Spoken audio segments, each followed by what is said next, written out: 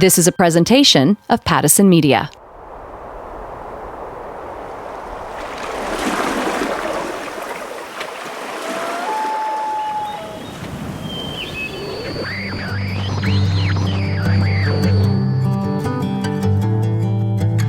Amplify Canada is an initiative created by Pattison Media, designed to celebrate and elevate small businesses, the backbone of our economy.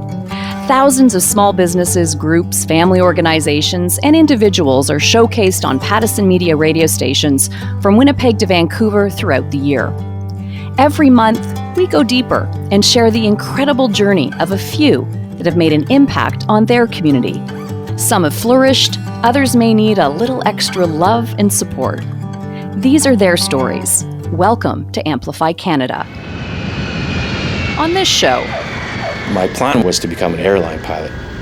And then I get into the airplane 2 weeks in and I realize that I'm deathly afraid of heights. Winnipeg restaurant entrepreneur Bobby Matola shares his story of change that led him to his ultimate success in the restaurant industry. My job was being paid to party. It sounds really cool. Like, oh wow, a DJ, like that's so cool. Yes, it is, until it's not. Former DJ turned author Jessica Jabot is now helping other Canadian businesses thrive. My parents always taught me, don't give up, because if you give up, you lose everything, right? You lose your hope and, well, what am I doing this for? Rosa Matthijs immigrated to Canada from Chile and now owns the KG Bar and Grill.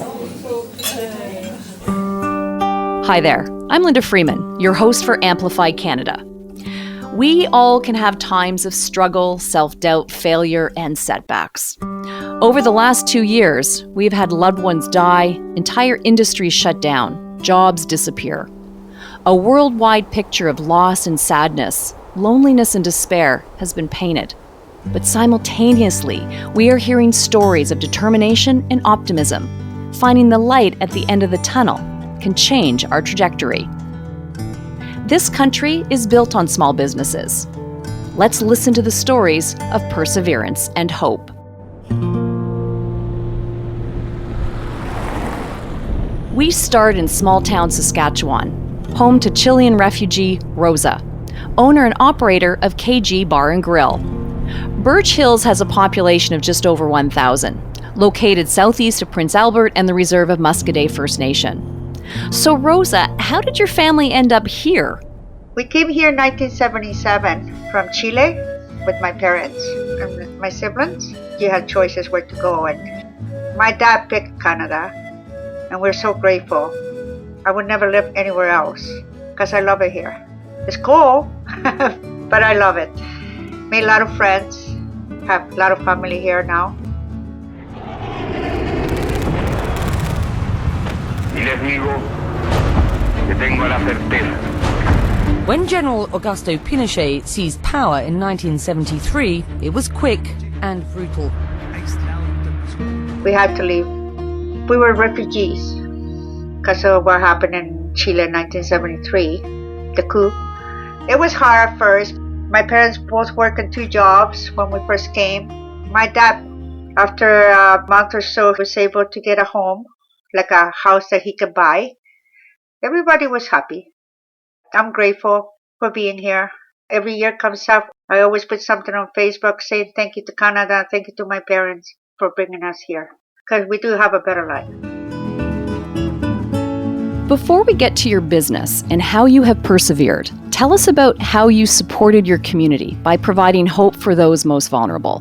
I started fostering for my sister-in-law. She had a foster home, and it was supposed to be only for 1 summer. I ended up doing it for 4.5 years. I loved it, but then I decided to do it at my own home. We looked after 1,500 children coming to my home in 10 years. Little ones, I looked after 0 to 5 years old.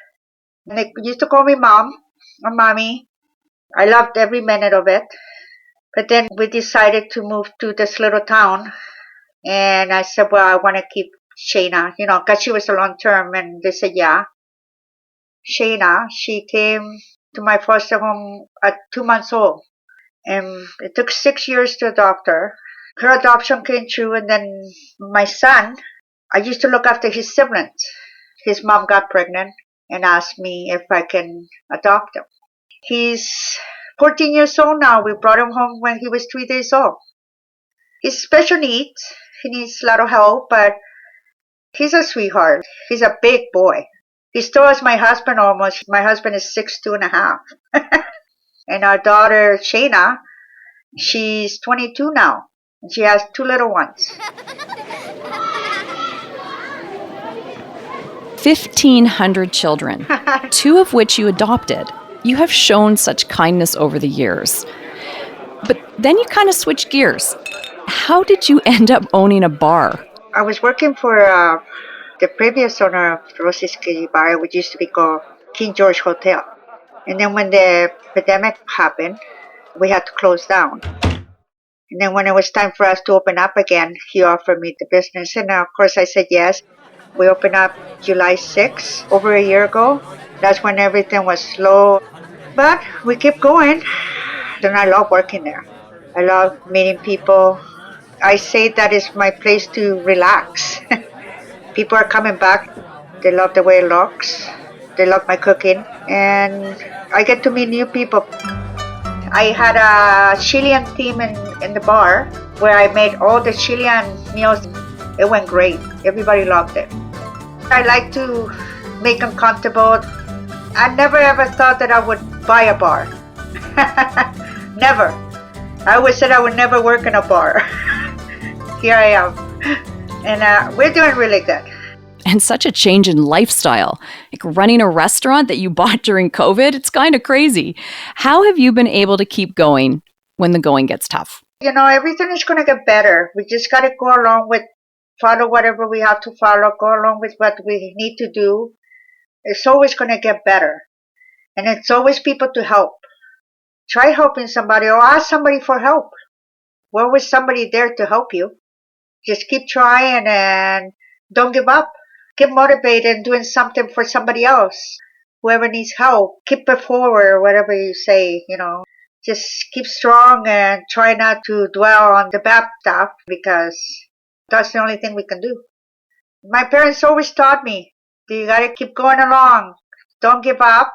Because if you give up, you lose everything, right? You lose your hope and, well, what am I doing this for? I don't work that way. I gotta keep going, and I know it sometimes it's a little bit tiring when you're always working, but if you love your job, it's okay. Don't give up.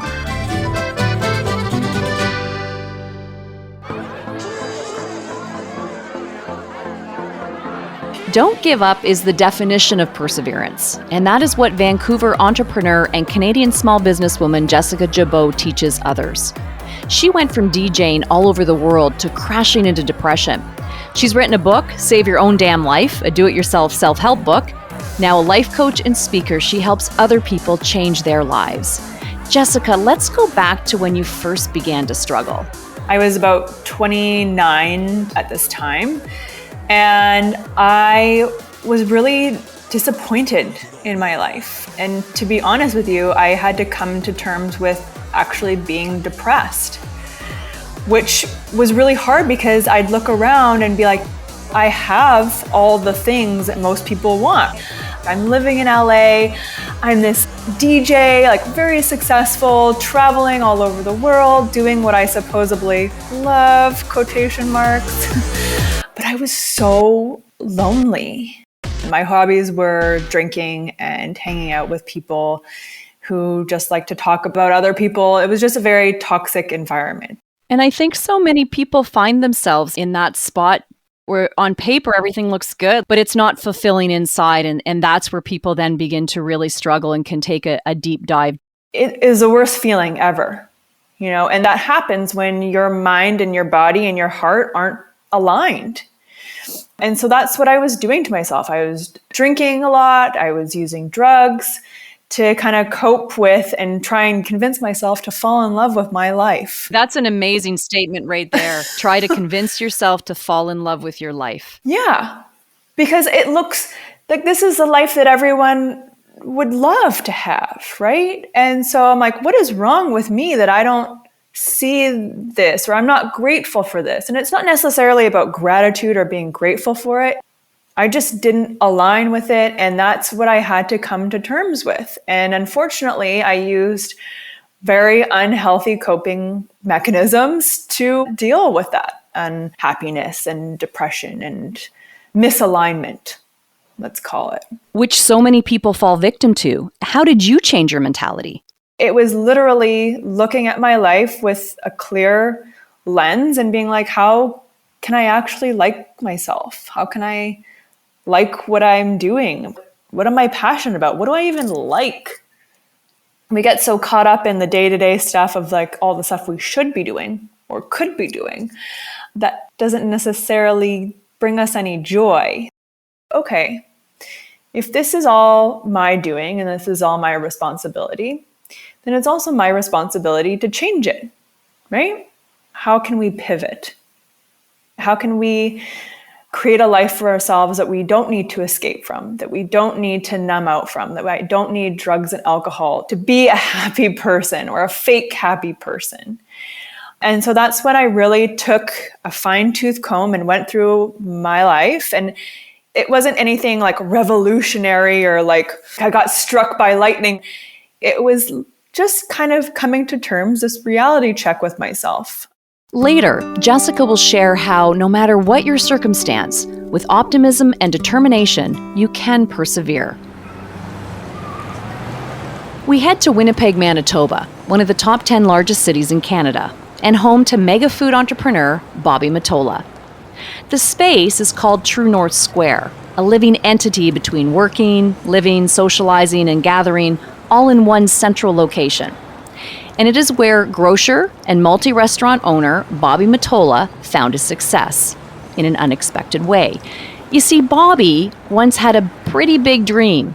He wanted to be a pilot. And I had this vision of myself walking with the hat and the jacket with the epaulets, and I'm walking through some, beautiful airport in Germany or Hong Kong. And I took out a bunch of student loan cash that my dad gracefully and kindly co-signed for me.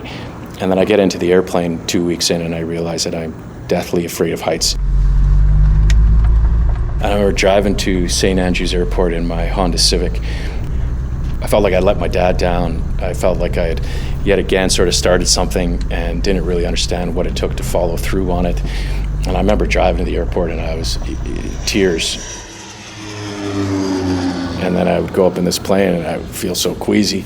I wouldn't like it, and I'd come home and I'd drive as slow as I possibly could to get home. And one day I was walking down Corden Avenue in Winnipeg, which is Little Italy, and there was a bar for sale and it was called Dirty Laundry. So I bought Dirty Laundry with my student loan money. And then I came home and I talked to my dad, and he was less than thrilled. That was quite a change in direction, and no doubt it was a shock to them. So your parents are disappointed, your dream of becoming a pilot is now gone, and you own a bar with money that your parents gave you for pilot school. Then what? A little backstory maybe is probably important. So we opened up our first restaurant about 13 years ago. It's called Pizzeria Gusto. And it's basically a really simple wood-fired pizza place with Italian wine list. And then about 5 years later, we opened up our second project, which is called the Merchant Kitchen, and that's a restaurant downtown. And then about 4 years ago, we started working on Hargrave Street Market. I think it's about 7,000 square feet. We opened 3 months upstairs, and then COVID came. And then we thought that because we were shut down in the restaurants, that maybe we should accelerate the grocery model, because it allowed us to be able to do delivered food, cold meals, hot prepared meals, those types of things in different packages and whatnot, and deliver it to our consumer. So that's what we chose to do. So listening to you, Bobby, Hargrave Street Market is pretty innovative, having various eateries brought together with top chefs, innovative menus, fresh ingredients, all together in one space. And then you decide during COVID to open Mottola Grocery on the main floor. Now, can you paint us a picture of that space? When you walk in, it's got a 25-foot ceiling, lots of windows. We got a floral department right at the front of the door. We got a Piaggio Ape, which is one of my favorite automobiles of all time, those Italian delivery carts painted bright orange.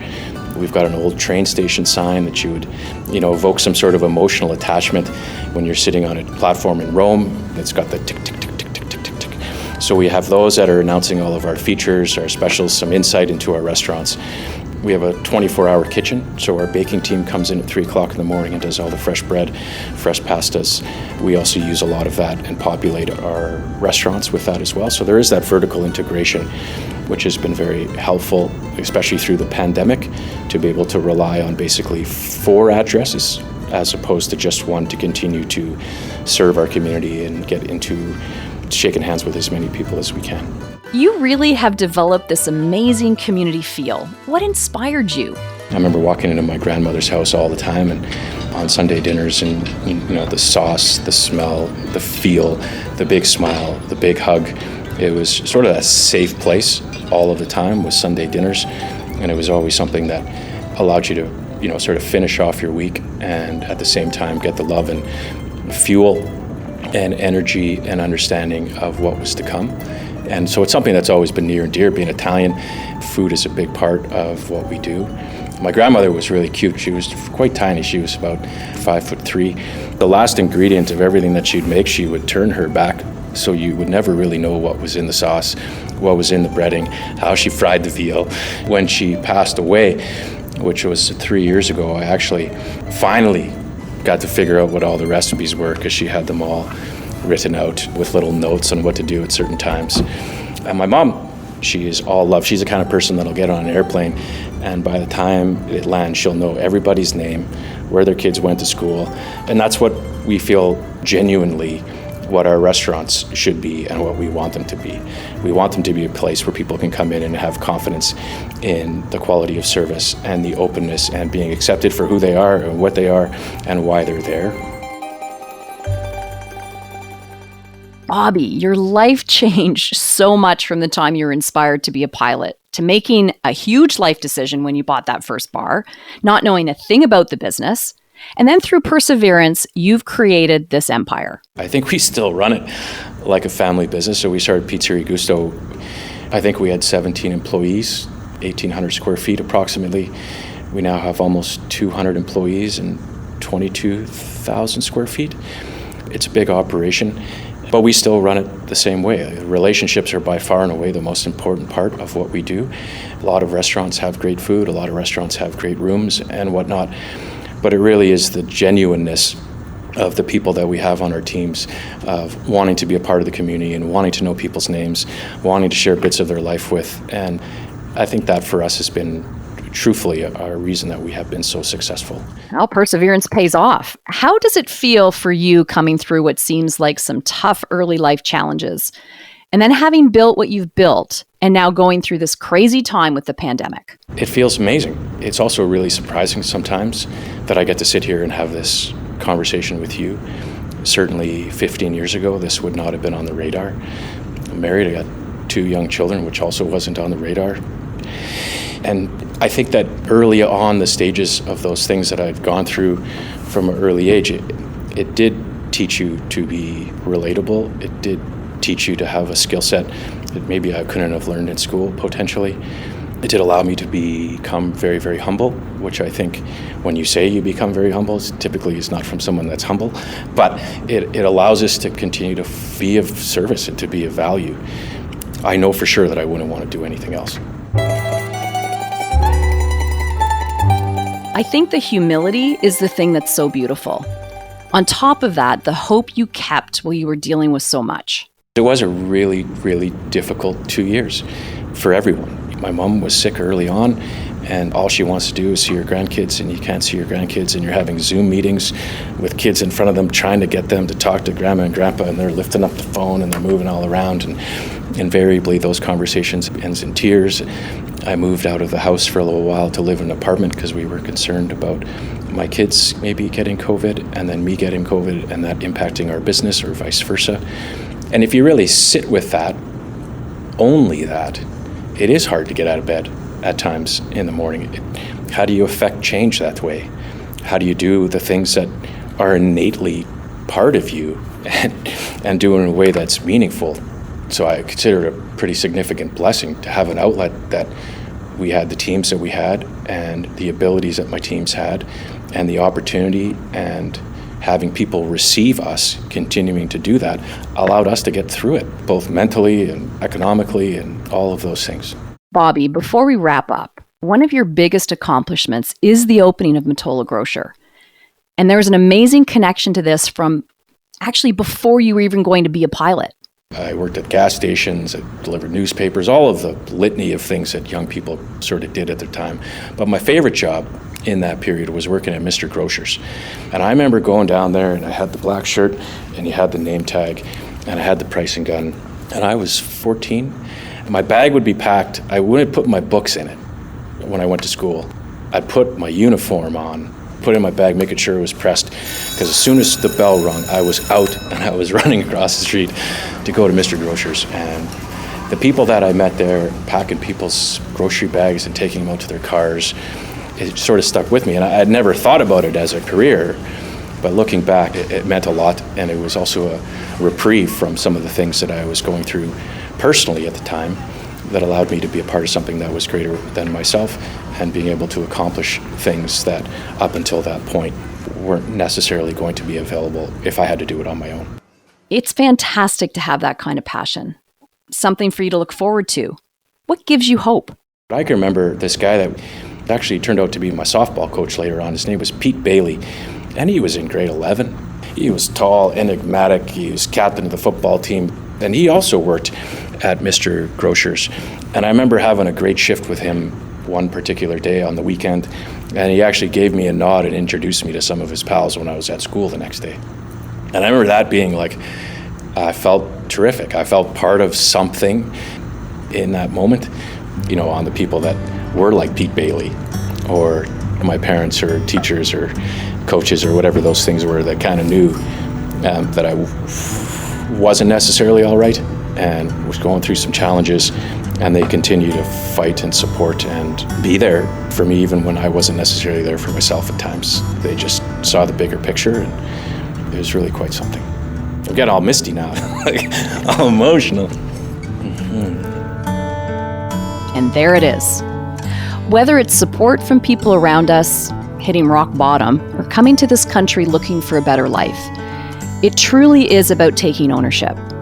Now, to bring it full circle, back to Jessica. Jessica, as a life coach, what can you say to people to find that hope, to persevere? Responsibility for yourself and your actions is key, but also finding other people to resonate with that feel and think the same way. That's also really powerful. I think we do heal in community, whether like one-on-one or in group situations.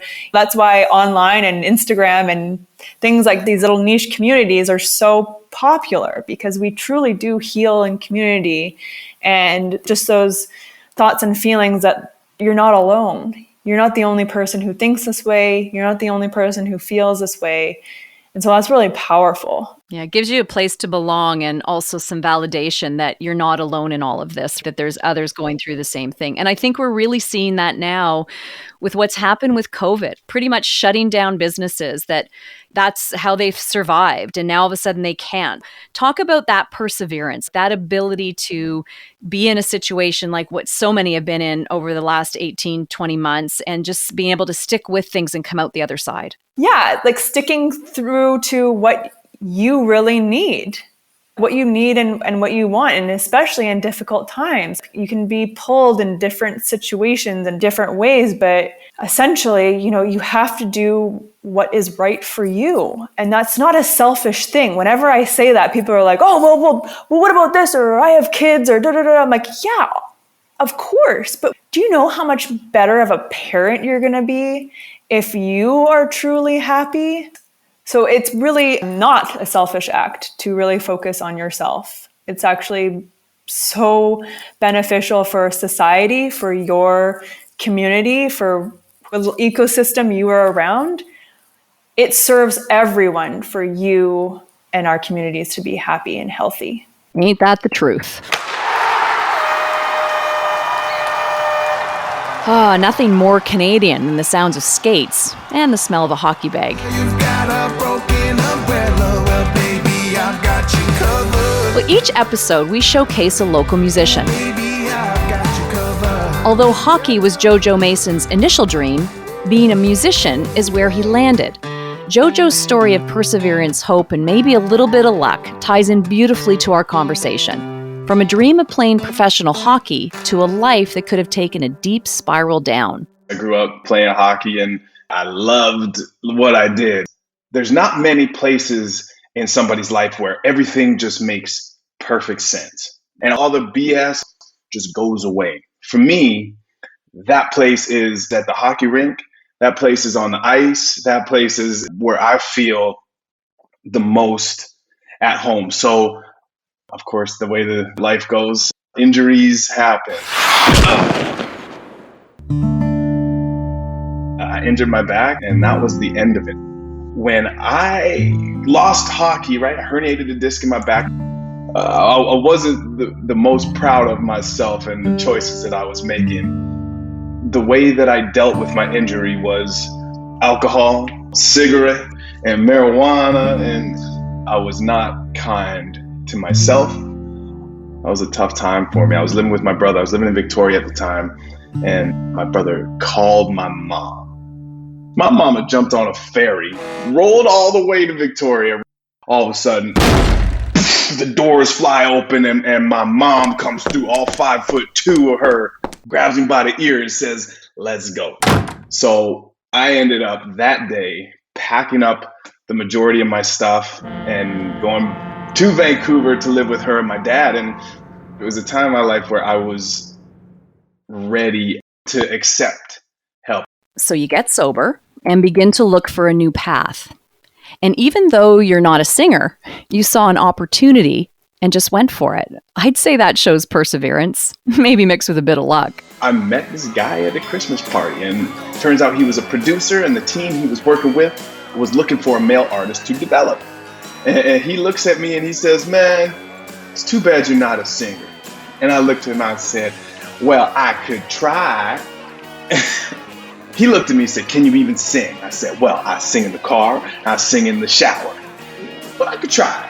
And he says, "All right, here's my card. If you got the stones to call me, having never been in a studio before, I'll give you an hour of my time." So fast forward the next day, I showed up at the house.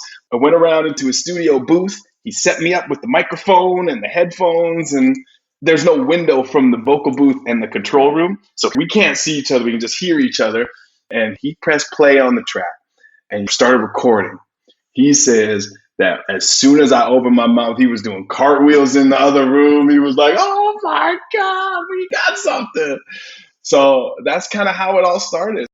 Once it was my turn to release a song, the first one went top 10, the second one went top 10, the third one went top 10, and so did the fourth. So we had 4 top 10s back to back to back to back, and we were an independent artist. It was wild. That is a crazy story.